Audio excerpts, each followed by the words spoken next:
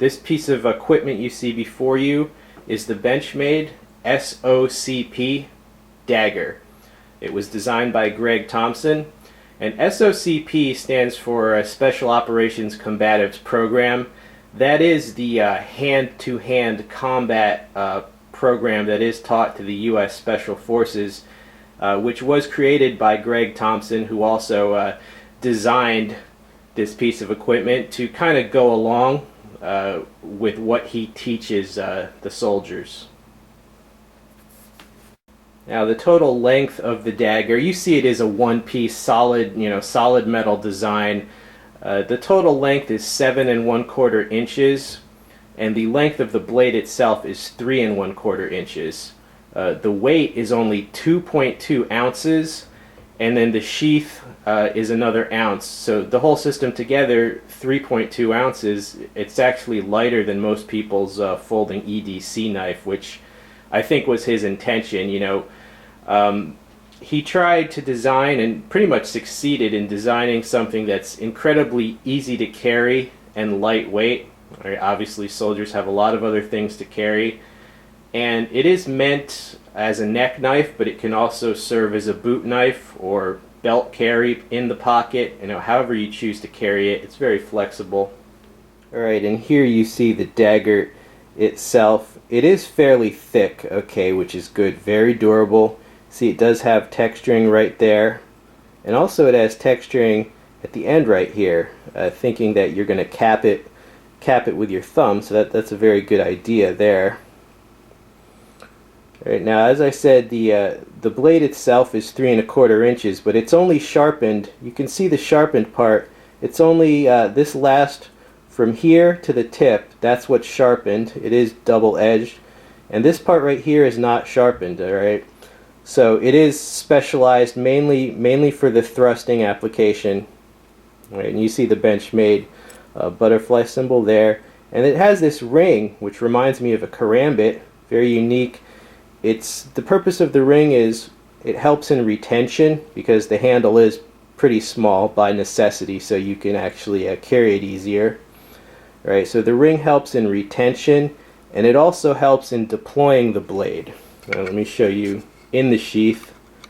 When it is in the sheath, the entire blade is covered aside from the ring itself, and in order to deploy it, what I would do is use my pointer finger like this, and I would just pull it out. I'd swing it like that into a modified reverse grip.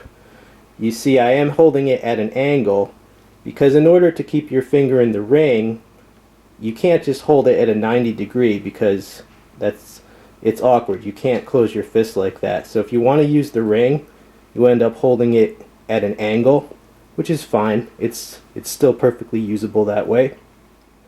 But if you do want to hold it in the classic reverse grip 90-degree, you can. You just have to not use the ring. Okay, so like that, or modified.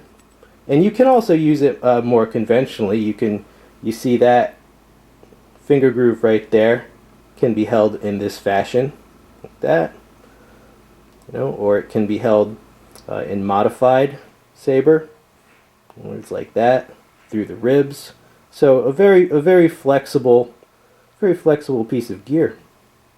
Right, in the sheath, it does hold it securely. That little part right there kind of locks in to that triangular hole right there.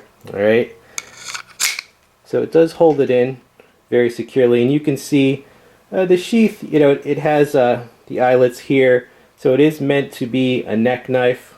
Also has the pocket clip right there. All right, so a very unique design. Now, Greg Thompson, among his other credentials, also has a black belt in Brazilian Jiu-Jitsu, and this was designed in part to take care of the grappling situation that could arise in hand-to-hand combat, especially, a lot of combat nowadays, well, not combat, but just missions in general, are in cities, okay?